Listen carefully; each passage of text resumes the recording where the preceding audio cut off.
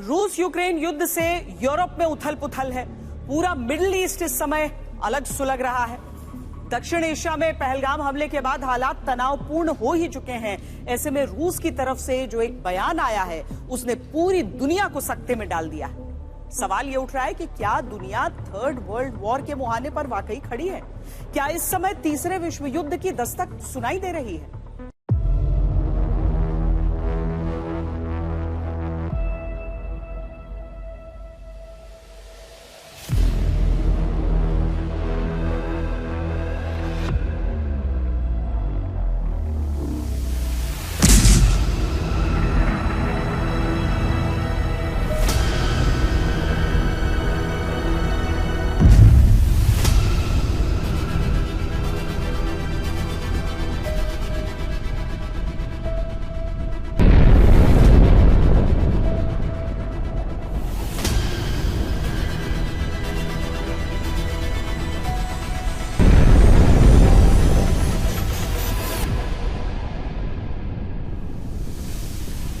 ये तस्वीर है दुनिया की जो बम बारूद के धमाकों से शोलों में बदलती जा रही है।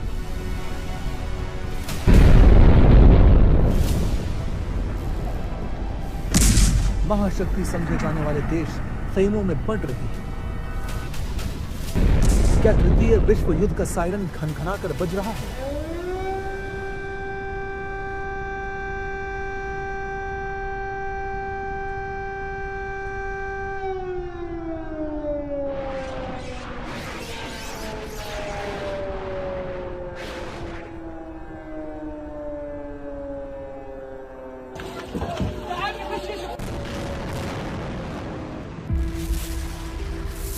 क्या वाकई तीसरा विश्व युद्ध होने वाला है?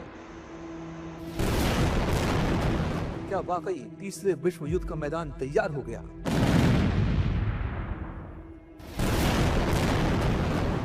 क्या वाकई अब तीसरा विश्व युद्ध टल नहीं सकता?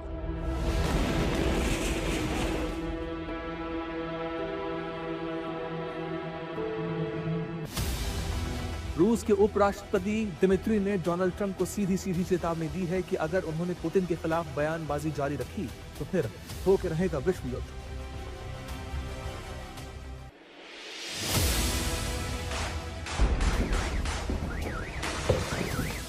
इजराइल और फिलिस्तीन की चली आ रही जंग के बीच यूरोपीय देशों की गोलबंदी तीसरे विश्व युद्ध की दस्तक सुना रही है।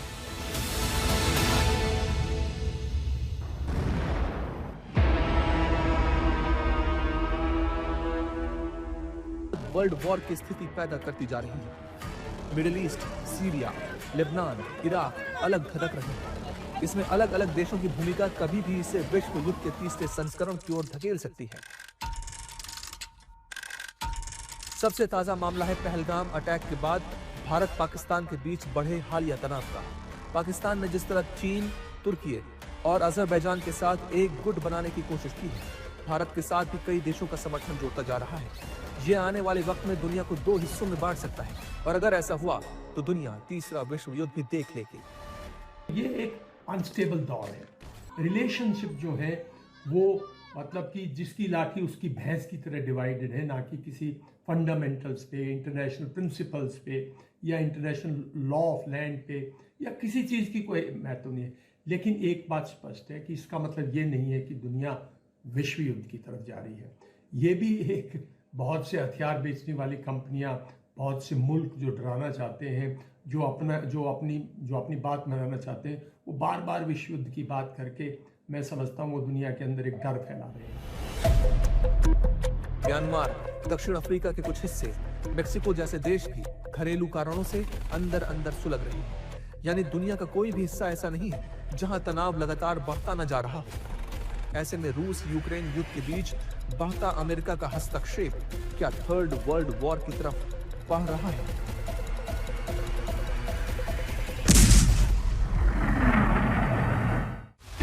एक तरफ रूस और यूक्रेन के बीच जंग खत्म करने के लिए शांति वार्ता का प्रयास जारी है, वहीं दूसरी तरफ दोनों देश एक दूसरे पर ताबड़तोड़ हमले कर रहे हैं।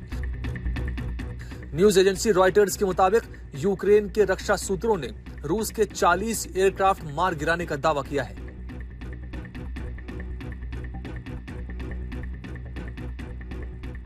यूक्रेन की डोमेस्टिक सिक्योरिटी एजेंसी SBU के अनुसार यूक्रेन ने कई ड्रोन हमले करके रूस के करीब 40 मिलिट्री एयरक्राफ्ट तबाह कर दिए हैं। इस हमले में रूस के Tu-95 और Tu-22 बॉम्बर शामिल हैं। रूस यूक्रेन युद्ध की जब शुरुआत हुई तो ये दो देशों के बीच की बात थी, लेकिन जल्द ही अमेरिका की तरफ से जिस तरह की भागीदारी इस युद्ध में हुई, ये दो महाशक्तियों के बीच के युद्ध में तब्दील हो गया। बाइडेन गए, डोनाल्ड ट्रंप आए, डोनाल्ड ट्रंप का रुख अलग नजर आया, मध्यस्थता की बात करते रहे, लेकिन डोनाल्ड ट्रंप रूस यूक्रेन के बीच मध्यस्थता करते करते रूस के राष्ट्रपति के खिलाफ एक ऐसी टिप्पणी कर गए जिसने रूस के गुस्से को भड़का दिया। रूस की सुरक्षा परिषद के उपाध्यक्ष दिमित्री ने तीसरे विश्व युद्ध की धमकी दे दी है। दिमित्री की धमकी को नजरअंदाज कर पाना ट्रंप के लिए भी आसान नहीं होगा।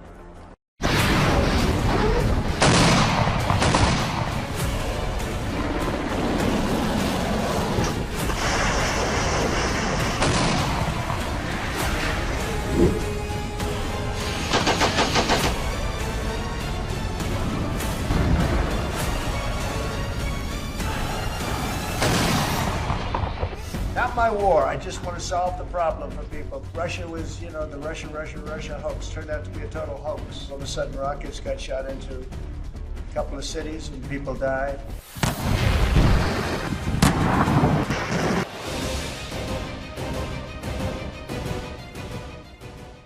कुछ दिन पहले तक अमेरिकी राष्ट्रपति डोनाल्ड ट्रंप शांति की पंचायत करा रहे थे। दुनिया भर में घूम घूम कर ये जताने की कोशिश कर रहे थे कि वो अकेले ऐसे नेता हैं जो दो देशों के बीच मध्यस्थता कर सकते हैं, लेकिन अब पुतिन और ट्रंप खुद आमने सामने हैं। दोनों ओर से धमकियां दी जा रही हैं, विश्व युद्ध की चेतावनी दी जा रही है। दुनिया के दो शक्तिशाली नेता टकराव की ओर बढ़ रहे हैं। अमेरिकी राष्ट्रपति डोनाल्ड ट्रंप और रूसी राष्ट्रपति व्लादिमीर पुतिन के बीच तनाव अब खुली जुबानी जंग की शक्ल ले रहा है।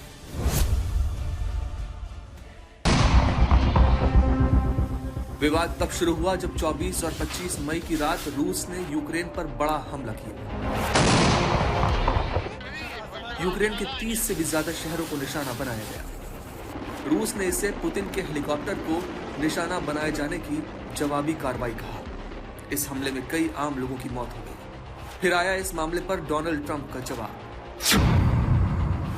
व्लादिमीर पुतिन को यह समझ नहीं आ रहा कि अगर मैं नहीं होता तो रूस के साथ बहुत सी बुरी चीजें हो चुकी होती, और मेरा मतलब है सच में बुरी चीजें।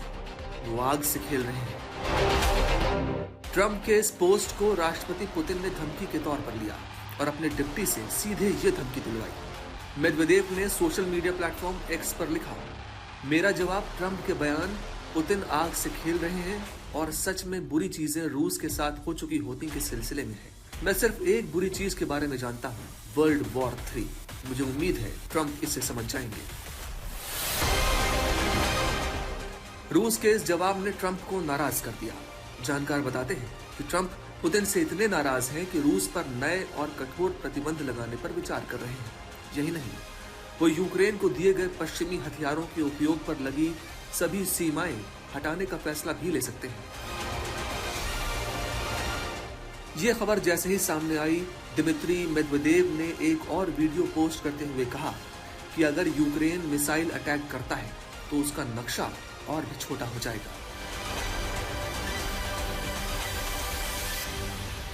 उनको अब कॉम्प्लेक्सिटी जो युद्ध के होते हैं वो समझ में आ रहा है। जो रूस के अपने इंटरेस्ट हैं वहाँ पे वो दिख रहे हैं, और पुतिन बिल्कुल उनके इशारों पे नहीं चल रहे हैं। युद्ध विराम अगर नहीं होता है और युद्ध अगर एस्केलेट होता है तो यह जरूर है कि रूस और नाटो के बीच में ऐसी स्थिति, कॉन्फ्लिक्ट की स्थिति बन सकती है। और अभी दोनों तरफ से देखें तो जैसे फिनलैंड में फिनलैंड के बॉर्डर पे रूस अपने डिफेंसेस को स्ट्रांग करने की कोशिश कर रहा है। फिर नाटो जो है अपने वो एयरक्राफ्ट इत्यादि या मिसाइल पोलैंड में, लाटविया, एस्टोनिया इत्यादि जो बाल्टिक स्टेट है वहाँ पे उन्होंने अपने नाटो के आर्मी और मिसाइल इत्यादि स्थापित करने की कोशिश कर रहे हैं। तो उससे टेंशन तो बढ़ता जा रहा है, सिक्योरिटी डिलेमा बढ़ता जा रहा है, लेकिन मुझे नहीं लगता है कि तीसरे विश्व युद्ध की स्थिति बढ़ रही है।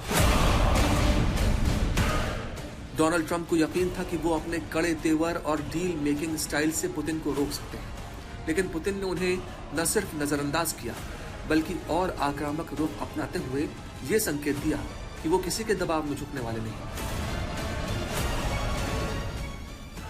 जब ट्रंप पहले कार्यकाल में व्हाइट हाउस में थे, तब रूस यूक्रेन टकराव अपनी शुरुआत में था। दोनों देशों के बीच युद्ध वाला माहौल था, लेकिन अब हालात बहुत बदल चुके हैं। अब रूस को अमेरिका या यूरोप से सीधी चुनौती मिलने का डर नहीं रहा। पुतिन जानते हैं कि पश्चिमी देश शायद थक चुके हैं, ज्यादा सैन्य सहयोग नहीं दे सकते और आर्थिक प्रतिबंधों का असर भी पिछले 3 सालों में सीमित हो चुका है।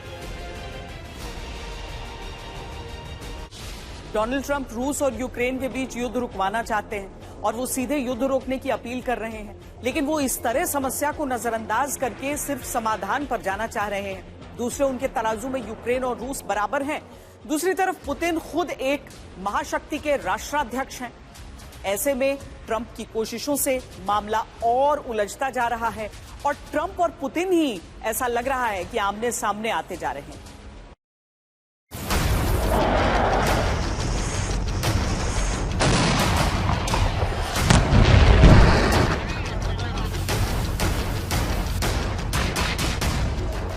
रूस यूक्रेन युद्ध में शांति की राह तलाशी जा रही थी। कुछ दिन पहले तक ऐसा लग रहा था कि डोनाल्ड ट्रंप के नेतृत्व में अमेरिका युद्ध रुकवा देगा। युद्ध के लगभग 40 महीनों के बाद यूक्रेन और रूस शांति समझौता करने के लिए तैयार हो गए थे, लेकिन जैसे ही ट्रंप समझौते की शर्तें तय करने लगे, मामला बिगड़ गया। पुतिन नाराज हो गए। रूस ने विश्व युद्ध की धमकी दे डाली। अब सवाल यह है, क्या डोनाल्ड ट्रंप तीसरे विश्व युद्ध को टालने की कोशिश कर रहे हैं या अनजाने में उसे नजदीक ला रहे हैं? क्या रूस यूक्रेन युद्ध में ट्रंप की कूटनीतिक दखल समाधान है या एक और टकराव की भूमिका? जब डोनाल्ड ट्रंप राष्ट्रपति के लिए चुनाव लड़ रहे थे, तो वो 24 घंटों में युद्ध रुकवाने के दावे किया करते थे। Before I even arrive at the Oval Office, shortly after I win the presidency. लेकिन सवाल यह है कि अब क्या हो गया? क्या डोनाल्ड ट्रंप चुनाव से पहले जुमलेबाजी कर रहे थे? जानकार कहते हैं ट्रंप की शैली एक बिजनेस डील जैसी है और युद्ध, खासकर जिसमें रूस जैसी ताकत शामिल हो, वो डील से नहीं रुकता। ट्रंप अब तक रूस और पुतिन की आलोचना करने से बचते थे और यूक्रेन को ही कटघरे में खड़ा किया करते थे, लेकिन अब माहौल बदल गया है। हालांकि ट्रंप पुतिन के साथ दोस्ताना रिश्तों का दावा किया करते हैं। दोनों के बीच पहली आधिकारिक मुलाकात जुलाई 2017 में हुई G20 समिट के दौरान जर्मनी के हैम्बर्ग में। दूसरी औपचारिक मुलाकात हुई जुलाई 2018 में फिनलैंड के हेलसिंकी समिट में। तीसरी औपचारिक मुलाकात हुई जून 2019 में G20 समिट के दौरान ओसाका, जापान में। लेकिन तीनों मुलाकातें तब हुई थीं जब यूक्रेन युद्ध की शुरुआत नहीं हुई थी। अब जो माहौल है उसमें दोनों देश आमने सामने हैं। जानकारों की माने तो ट्रंप की सारी कोशिशें अब विपरीत दिशा में जा रही हैं। यूक्रेन रूस का युद्ध भड़कता ही जा रहा है। जब डोनाल्ड ट्रंप ने शपथ ली तो सबको ये लग रहा था यूक्रेन और रूस का युद्ध बहुत जल्दी समाप्त हो जाएगा। पुतिन से उनकी पुरानी अंडरस्टैंडिंग है, कुछ एक समझ है, दोस्ती है, और यूक्रेन के ज़ेलेंस्की को और यूरोप को साथ में लेना है कि भाई पुतिन की शर्तों पे या एक आम सहमति से युद्ध बंद हो, किसी भी तरह से इस तनाव को खत्म किया जाए। लेकिन अब तो बात बिल्कुल उल्टी हो रही है सिरे से। अब लग रहा है पुतिन और ट्रंप की जो दूरियां हैं वो ऐसी हैं जिनको पाटना बड़ा मुश्किल हो गया है। तो सब चीज वही कि प्रॉब्लम वही है कि ट्रंप इतने बड़े मैवरिक हैं, इतने अनप्रेडिक्टेबल हैं, इतना ज्यादा उनके बारे में वो कुछ भी कर सकने की जो अपनी खुद की इमेज बना लिए, छवि बना लिए, और फिर उस पर आगे बढ़ते ही चले जाते हैं। तो वो बहुत हाई रिस्क गैम्बलर हैं। उसकी वजह से दुनिया में बड़ा संकट कभी भी खड़ा हो सकता है। यकीनन डोनाल्ड ट्रंप बखूबी समझ चुके होंगे कि पुतिन को झुकाना इतना भी आसान नहीं है जितना वो समझ रहे थे। जैसे रशिया का माहौल है, जिस तरह से रशिया में हर चीज रशिया ने अपनी लोकलाइज कर दी है, रशिया लंबे दौर के लिए अगर जरूरत पड़ी तो मैं समझता हूँ लड़ाई लड़ने के लिए तैयार है। पुतिन यूक्रेन के 3 बड़े शहरों पर कब्जे का इरादा रखते हैं। तब यूरोप के कई देश यूक्रेन की सैन्य मदद में आगे आए। ब्रिटेन यूक्रेन को हथियार खरीदने और उनकी मरम्मत के लिए $3 अरब दे रहा है। ये पैसा यूरोप में फ्रीज की गई रूस की 50 अरब डॉलर की संपत्ति से कर्ज के तौर पर दिया जा रहा है। यूरोप अब यूक्रेन को सिर्फ पैसे ही नहीं दे रहा, उसने अपनी ओर से यूक्रेन को दी गई मिसाइलों की रेंज को लेकर पाबंदी भी हटा ली है। इसका मतलब ये हुआ कि यूक्रेन किसी भी रेंज की मिसाइल से रूस पर हमला कर सकता है। यूक्रेन को यह छूट पहली बार मिली है। अब यूक्रेन जर्मनी, फ्रांस, ब्रिटेन और अमेरिका से मिली मिसाइलों को दागकर रूस के सैन्य ठिकानों को निशाना बना सकता है। लेकिन उसके बाद क्या होगा? ये हालात इशारा कर रहे हैं अब रूस और यूक्रेन के बीच अमेरिका की मध्यस्थता की गुंजाइश कम हो गई है। ऐसा लग रहा है कि तीसरा विश्व युद्ध मुहाने पर आकर खड़ा हो गया है। डोनाल्ड ट्रंप रूस, यूक्रेन, इजरायल, गाजा के बीच मध्यस्थता करने की नाकाम कोशिशें कर चुके हैं, लेकिन न इजरायल ने युद्ध रोका, न हमास ने बंधक लौटाए, न रूस उनकी सुन रहा है, न ही यूक्रेन ट्रंप को ज्यादा भाव दे रहा है। वैसे भी यूक्रेन के राष्ट्रपति के साथ ट्रंप का व्यवहार पूरी दुनिया ने देखा था। भारत पाकिस्तान के बीच मध्यस्थता कराने का बयान देकर पहले ही ट्रंप जगहंसाई अपनी करा चुके हैं। असलियत यह है कि उनके बयान हर जगह आग को शांत करने की जगह कुछ भड़का ही दे रहे हैं।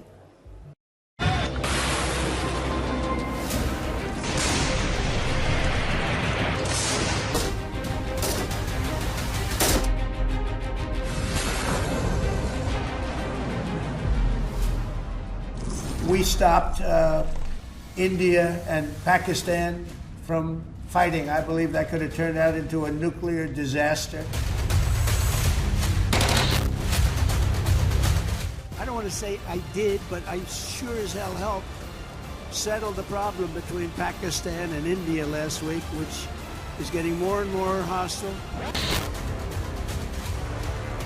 पल में माशा, पल में तोला, ये तस्वीर है ट्रंप की, जो भारत पाक के बीच संघर्ष में सीज फायर का क्रेडिट लेने के लिए लगातार मचल रहे हैं, वो भी तब जब भारत उनकी भूमिका को पूरी तरह नकार चुका है। The ceasefire, the cessation of firing and military action was something which was negotiated directly between India and Pakistan. We made one thing very clear to everybody who spoke to us, not just United States, but to everybody, saying, look, if the Pakistanis want to stop firing, they need to tell us. We need to hear it from them. Their general has to call up our general and say this. And that is what happened. Trump है कि मानते ही नहीं, ये और बात है कि कोई देश उनकी भी बात नहीं मान रहा। रूस यूक्रेन में युद्ध समझौता नहीं करा पाए, हमास से इजराइल के बंधक रिहा नहीं करवा पाए, भारत पाक के बीच जबरदस्ती टांग अड़ा रहे हैं। ट्रंप किसी भी देश के बीच भड़की आग शांत तो नहीं करवा पा रहे, लेकिन उनकी कोशिशों के तरीकों से आग और भड़कती जा रही है। ट्रंप का व्यवहार धीरे धीरे दुनिया भर में चर्चा और गुस्से का कारण भी बनता जा रहा है। एक समय उन्होंने यूक्रेन के राष्ट्रपति के साथ व्हाइट हाउस में आलोचनात्मक व्यवहार किया। फिर व्हाइट हाउस में ही दक्षिण अफ्रीका के राष्ट्रपति के साथ भी उनका व्यवहार अपमानजनक रहा। Whole thing, and I think I settled it through trade. We're doing a big deal with India. We're doing a big deal with Pakistan. And I said, "What are you guys doing?" You know, somebody had to be the last one to shoot, but the shooting was getting worse and worse, bigger and bigger, deeper and deeper into the countries. And we spoke to them, and I think I hate to say we got it settled, and then 2 days later, something happens, and they say, It's Trump's fault. ये दुनिया के लिए अच्छी खबर नहीं है कि जहां जहां जंग छिड़ी है या जंग जैसे हालात हैं, वहां ऐसे ऐसे हथियारों की जखीरे हैं जो कुछ ही समय में पूरी दुनिया को खत्म कर देने के लिए काफी है। आपको हम दिखाते हैं कि हथियारों के लिहाज से किस देश के पास क्या क्या विनाशकारी हथियार हैं।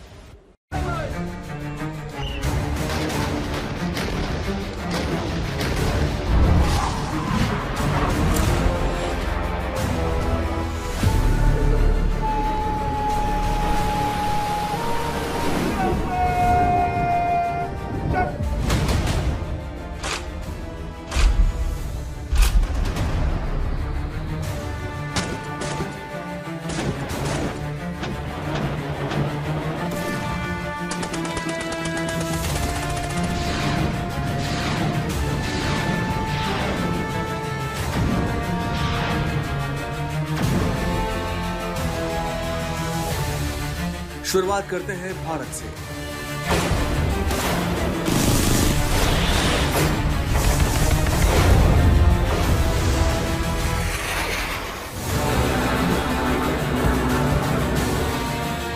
दक्षिण एशिया की सबसे बड़ी सैन्य शक्ति।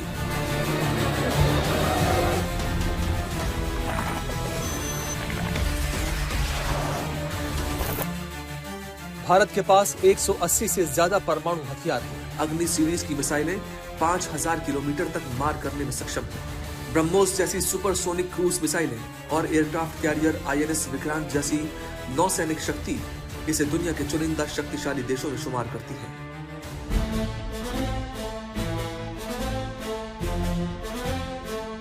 पाकिस्तान, जिसके पास लगभग 170 परमाणु हथियार हैं, लेकिन खतरा सिर्फ संख्या का नहीं है, बल्कि नियत और अस्थिरता का भी है।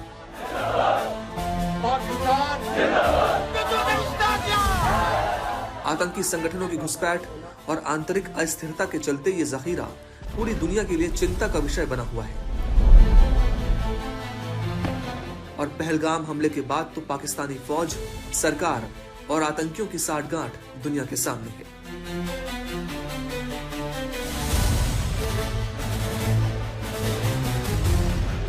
चीन, जो चुपचाप हथियारों का सबसे बड़ा विस्तार कर रहा है।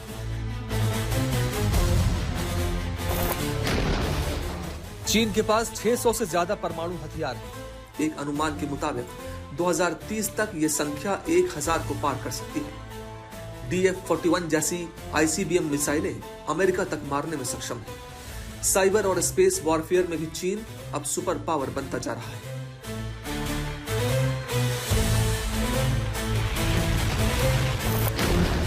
उत्तर कोरिया के पास 2024 तक करीब 50 परमाणु हथियार हैं। उसके पास बैलिस्टिक मिसाइलों का बड़ा जखीरा है, जो परमाणु हथियार ले जाने में सक्षम है। इसके अलावा माना जाता है कि नॉर्थ कोरिया ने रासायनिक और जैविक हथियारों का भी बड़ा भंडार जमा कर रखा है। अब बात उन क्षेत्रों की जहां जंग चल रही है। रूस के पास दुनिया का सबसे बड़ा परमाणु जखीरा है। रूस के पास कुल 5449 परमाणु हथियार हैं।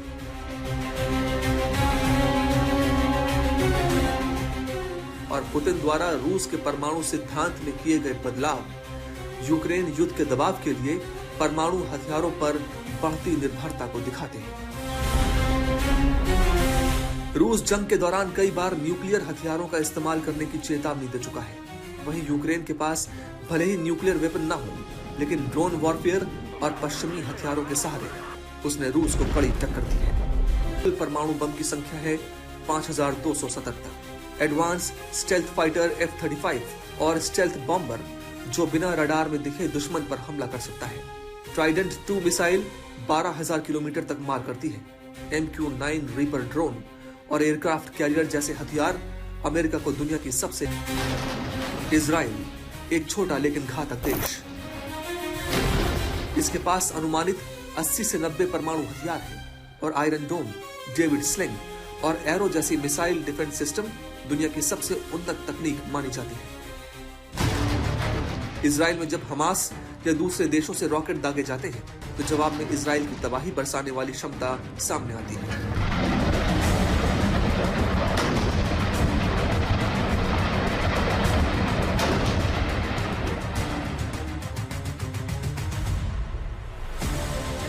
ईरान, जिसका दावा है कि उसका न्यूक्लियर प्रोग्राम शांतिपूर्ण है, लेकिन पश्चिमी दुनिया और इजराइल उसे संभावित परमाणु खतरा मानते हैं। ईरान के पास बैलिस्टिक मिसाइलों की लंबी रेंज है और हाल ही में उसने इजराइल की ओर मिसाइलें दागकर एक नया अध्याय जोड़ दिया है, जो इस पूरे इलाके के लिए खतरे की बात है।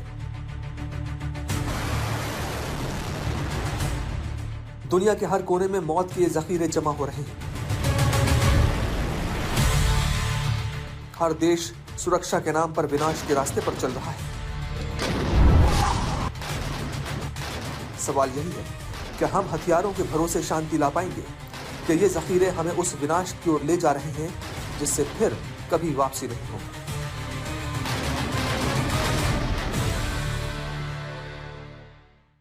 तीसरा विश्व युद्ध छिड़ा तो उससे कोई देश अछूता नहीं रह पाएगा। हर देश की नीतियों पर असर पड़ेगा, रणनीतियों पर असर पड़ेगा। अगर वाकई थर्ड वर्ल्ड वॉर छिड़ता है तो दुनिया किस खेमे में बंट जाएगी वो आपको हम बताते हैं।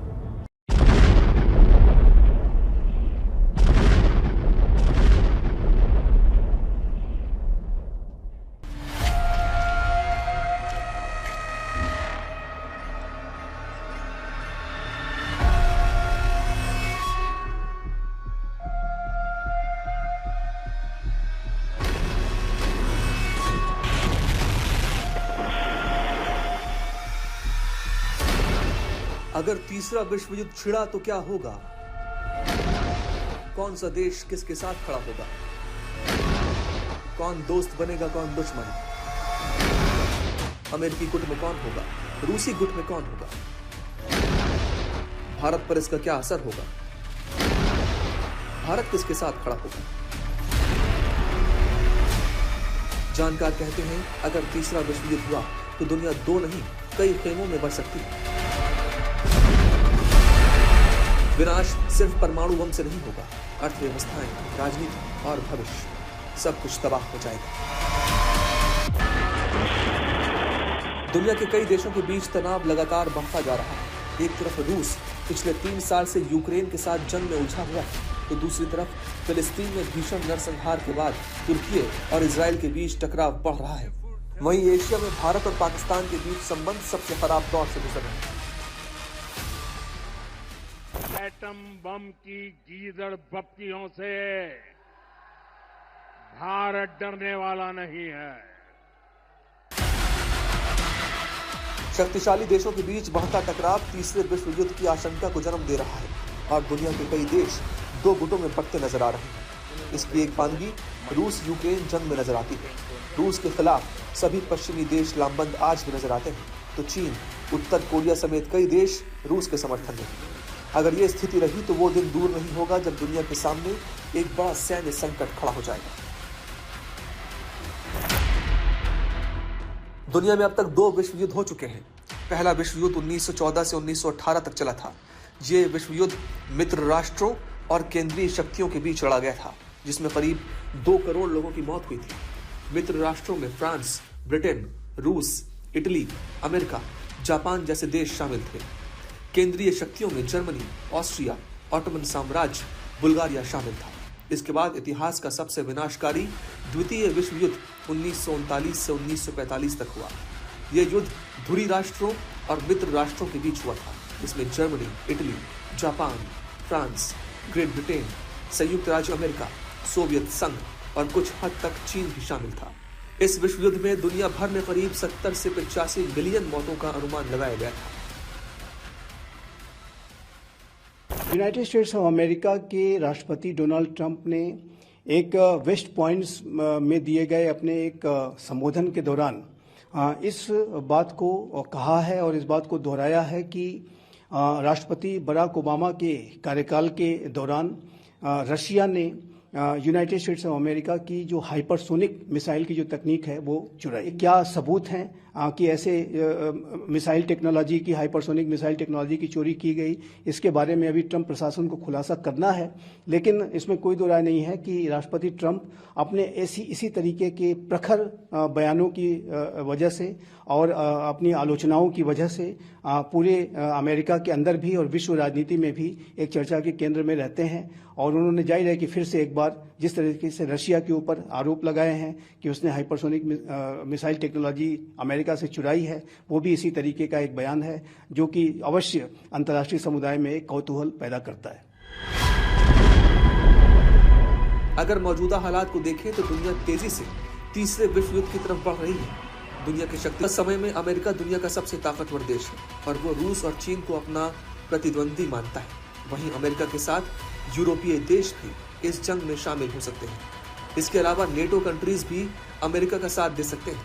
वहीं दूसरे गुट में रूस, चीन, उत्तर कोरिया और अरब देश शामिल हो सकते हैं। तो मुझे लगता है एक बड़ा कैंप जो बन गया है अमेरिका के खिलाफ, उसके अंदर चीन है, उसमें रूस है, उसमें टर्की है, अब उसमें क्या ईरान जैसे देश भी आएंगे, पाकिस्तान है उसमें, तो ये एक बड़ा ब्लॉक बन रहा है। और दूसरी तरफ जो ब्लॉक है वो यूएस लेड ब्लॉक होगा, अमेरिका के द्वारा नेतृत्व वाला, जिसमें यूरोप के कुछ देश हो सकते हैं। अब यूरोप भी कितनी पूरी तरह से अमेरिका का साथ देगा क्या, जिस तरह से ट्रंप का बिहेवियर चल रहा है। लेकिन मेरे ख्याल से ग्रेट ब्रिटेन जरूर अमेरिका के साथ ही रहना है हर स्थिति में, और फिर यूरोप भी घूम फिर के वहीं उसी जगह खड़ा हो जाएगा। प्रॉब्लम मुझे लगता है भारत जैसे देश का क्या रुझान रहेगा, क्या रुख रहेगा, क्या हम न्यूट्रल रहना अफोर्ड कर पाएंगे, जो बेस्ट ऑप्शन हो शायद, लेकिन हमें शायद वो नहीं कर पाएंगे, तो फिर एक खेमा चुनना पड़ेगा। तो वो कौन सा होगा? शायद वो होगा जिसमें पाकिस्तान नहीं है। फिर सवाल यह है कि भारत कहां होगा। भारत की कूटनीति हमेशा से दूसरे देशों की अंदरूनी राजनीति में न पड़ने की रही है और ये देश गुट निरपेक्ष नीति को अपनाता है। भारत आज भी अपने इसी सिद्धांत पर कायम है। भारत का उद्देश्य अपनी सीमाओं की सुरक्षा करना है। ऐसे में तृतीय विश्व युद्ध अगर होता है तो भारत इसी सिद्धांत पर आगे बढ़ते हुए खुद को वैश्विक युद्ध से अलग रखने की कोशिश करेगा। लेकिन अगर पाकिस्तान आक्रमण करता है तो पाकिस्तान को करारा जवाब मिलेगा, फिर चाहे पाकिस्तान किसी भी गुट में क्यों ना हो।